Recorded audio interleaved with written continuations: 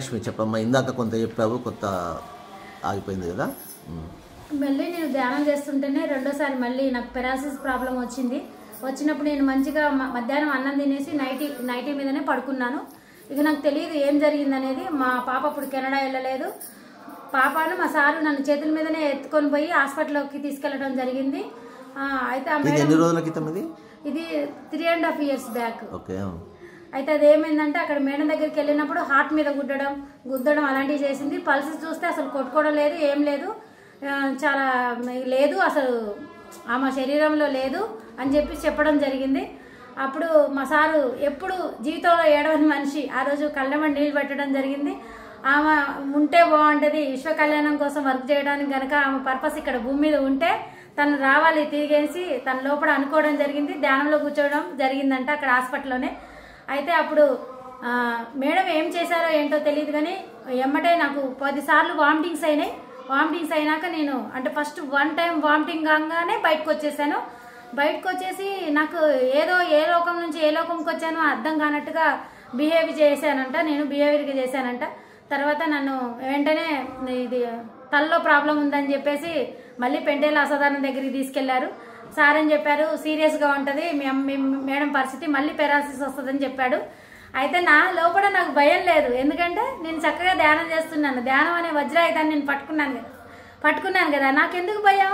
అసలు మీరు ఎందుకు అట్లా బాధపడుతున్నారని మా సార్ని అడిగాను. సార్కి డాక్టర్ గారికి కూడా నేను చెప్పాను, సార్ నేను ధ్యానం చేస్తున్నాను సార్, నా లోపల నా భయం ఏమి లేదు, ఇది ఎందుకు జరగాలో అది జరిగింది సార్ అని చెప్తే నువ్వు బెడ్ మీద పడుకోమ్మా అనేసి అని అన్నారు. ఆ యాంటీబయాటిక్ ఇంజక్షన్లని నాకు ఎక్కిస్తుంటే కూడా నా లోపల ఏమనిపించలేదు, బాడీ తేలికైపోతుంది అనమాట. అసలు అవి పుచ్చినట్టు తెలవట్లేదు, ఎక్కించినట్టు తెలవట్లేదు. ఒకరోజు మొత్తం ఇలా తిరగమని చెప్పారు డాక్టర్ గారు. ఇలా తిరగంటే అసలు ఆ సిలిండర్ పట్టుకొని గిర్ర తిరిగితే అసలు డాక్టర్ గారు ఆశ్చర్యపోయారు. అసలు ఏం చేస్తున్నామమ్మా నువ్వు, ఏంటి అసలు నీలో ఇంత ఎనర్జీ ఎలా ఉంది అని అంటే, సార్ ధ్యానం వల్ల అని చెప్పాను నేను. ధ్యానం వల్ల అద్భుతమైన శక్తి మన లోపలికి వస్తుంది సార్, అది చేయబట్టే నేను అద్భుతంగా జీవిస్తున్నానని చెప్పడం జరిగింది. తర్వాత నన్ను ఇంటికి పంపించారు డాక్టర్ గారు. పంపించాక అందరు నన్ను చూడటానికి వచ్చారు. అందరు చూడటానికి వచ్చి బాధపడుతున్నారు, మళ్ళీ నీకు ఈ ప్రాబ్లం వచ్చిందని. నాకేం బాధ లేదు, ఎందుకు మీరు అలా బాధపడుతున్నారు, ఏదో నాకు మంచి జరగడానికి ఇది వచ్చిందనమాట, నేను చక్కగా ధ్యానం చేస్తున్నానని చెప్పాను. సారు అప్పుడు ప్రేమనాథ్ సార్ టేకులపల్లి వచ్చారు.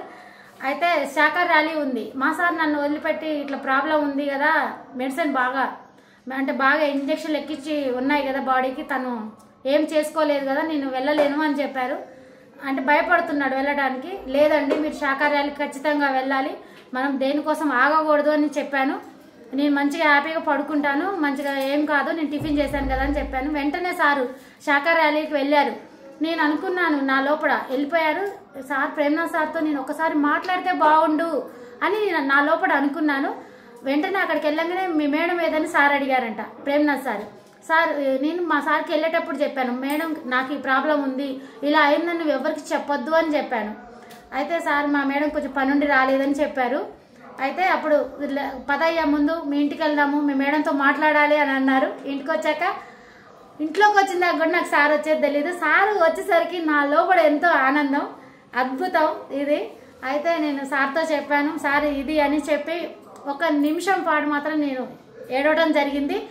అప్పుడు సార్ ఏమన్నారంటే ధ్యానంలో కూర్చోబెట్టి అసలు ఎందుకు ఇలా జరిగిందనేసి మొత్తం ఫస్ట్ ఎలా కనపడుతుంది అని ధ్యానం 10 నిమిషాలు ధ్యానం చేయించారు.